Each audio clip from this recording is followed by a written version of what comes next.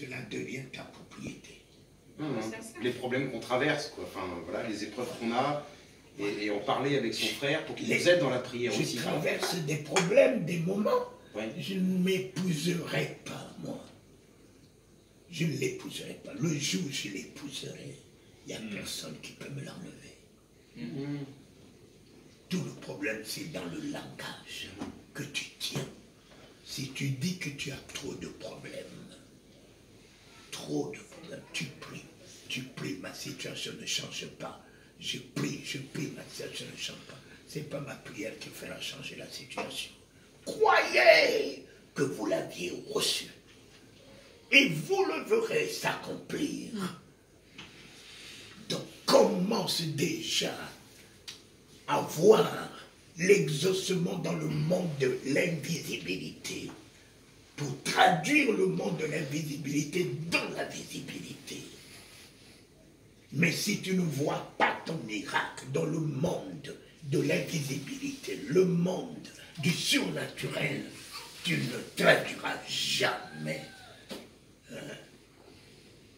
l'exaucement de ta prière dans le monde matériel. Nous sommes d'abord esprit avant de devenir corps. Nous sommes d'abord esprit avant de devenir corps. Prions les uns pour les autres, oui, on se soutient. Mais soutenons-nous dans la vision positive. Et après, il y a beaucoup de peur. Tu sais, moi, à un moment, regarde, je vais te donner un exemple. Une fois, je cherchais du travail. J'étais au début de ma foi. Je priais pour tout le monde pour trouver du travail. Tout le monde avait du travail. Moi, je n'avais pas de travail. Et j'avais mon épouse, j'avais le bébé. Et je me suis dit, bah, même me donner un peu de chômage, et après, ça allait s'arrêter. Je dis, Seigneur, je veux travailler. Comment je fais et tout? J'avais beau faire ce que je voulais. Un jour comme ça, je suis avec Dieu. Dieu me dit quoi? Il me dit, mais c'est pas la question que je t'exauce ou que je t'exauce pas. Il a dit, mais regarde la peur que tu as là, que tu ne trouves pas de travail. Il m'a dit, c'est ça qui t'empêche de voir le miracle. Et j'ai dit à Dieu, je dis, bon Seigneur, je te donne cette peur, que j'ai du travail, que j'ai pas du travail. Je ne veux pas vivre avec cette angoisse. Moi, mon but, c'est de t'adorer. Quand j'ai fait ça avec Dieu, tout d'un coup, c'est comme si la peur, tu sais, parce que des fois, il y a des prières, c'est des peurs. C'est pas des prières parce qu'on aime Dieu ou quoi, parce qu'on a peur. La peur a été enlevée, mais humainement, j'étais comme fou. C'est-à-dire que je sais que je ne vais plus rien avoir, mais dans ma tête, je suis en paix. Et c'est là où j'ai commencé à voir Dieu qui commence à le travailler, ou les choses que j'ai besoin que Dieu voit. Mais c'est ça, si les gens venaient avec ces peurs, comme il a dit, tu peux aller demander à n'importe quel serviteur de Dieu du monde entier, le plus grand, pas le plus grand, le plus petit, mais je veux dire, tu peux aller demander à celui qui fait le plus de miracles. Ce sera le même résultat. Parce que le problème, c'est pas une question de personne, c'est une question du cœur. Je trouve aussi que Dieu nous fait avancer à partir du moment où on a appris à se satisfaire de notre situation, quoi. Apprendre à voilà, merci Seigneur pour ma situation, quoi. J'ai connu ça dans ma vie professionnelle, par exemple, où tant que j'étais insatisfait, ça avançait pas. Le jour où je me suis senti bien, en fait, dans la situation où j'étais, comme par hasard, on est passé ensuite à autre chose. Bien sûr. C'est-à-dire que tu as compris. Tu as compris, c'est ça. Ouais. Mais ça fait partie de la foi. Amen. C'est une des caractéristiques de la foi. Parce que la foi, ça diverse. Elle a plein de facettes, la foi. La foi par la parole, la foi par la prière. Monsieur le maire. Monsieur le maire. Je vais juste interrompre vite fait, est-ce que ça vous dit de passer à côté? Il y a un peu de poulet à manger pour ceux qui veulent, si ça vous dit. On passe à côté. L'ennemi premier. L'ennemi premier d'un chrétien. La peur. Je t'assure, c'est tout le contraire de la foi. Tout le contraire de la foi. C'est l'opposé de la foi. Ouais, bon, c'est pourquoi ça existe. Et le dernier ennemi qu'on aura, c'est la mort.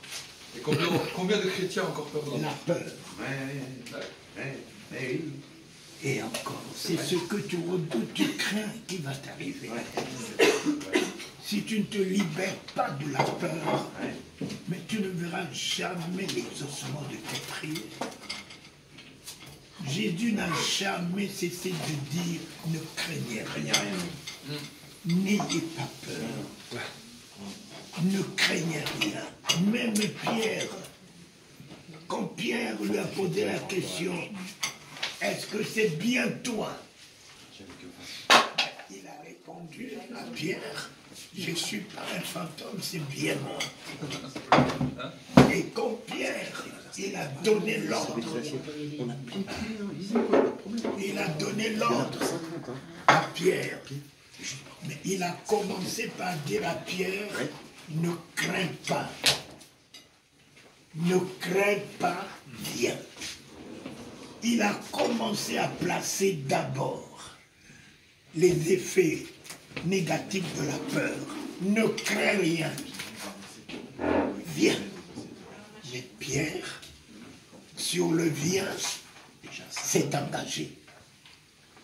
Mais arrivé au niveau du Seigneur, voici la peur qui est entrée. Et la peur l'a amené à s'enfoncer. Et il a tendu la main pour dire, Seigneur, sauve-moi la peur. Je me suis battu contre la peur. Je suis au-dessus de la peur. Mais aujourd'hui, rien ne m'effraie. Même pour mes enfants, rien ne m'effraie. Je dis mes 10 enfants avoir peur de leur lendemain. Non mais, Seigneur. Parce qu'on va être en éprouvé surtout. Hein. Seigneur, tous mes enfants. Mais tu as dit que tu bénis les fruits de mes entrailles. Tu as dit que tu bénis les fruits de mes entrailles. Mais les fruits de mes entrailles sont bénis.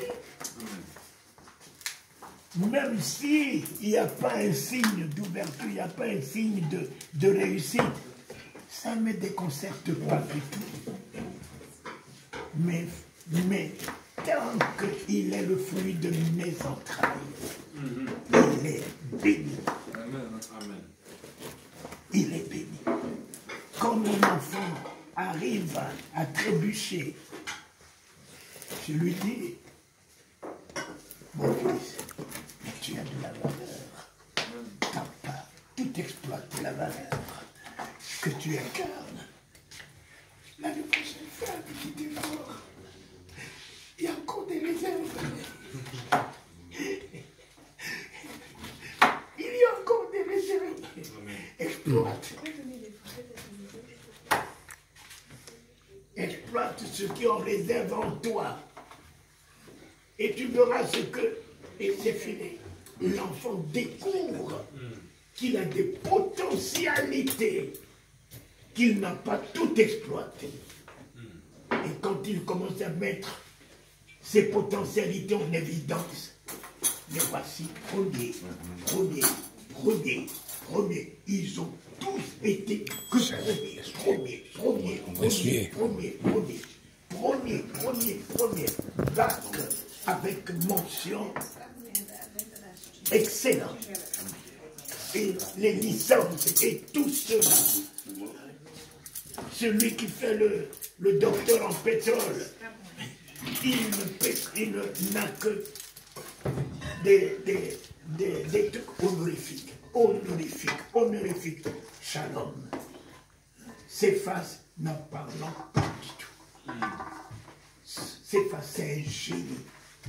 Bethel, mon fils, celui-là, c'est vraiment un ingénieur. J'ai dit, Bethel, tu fais de l'informatique.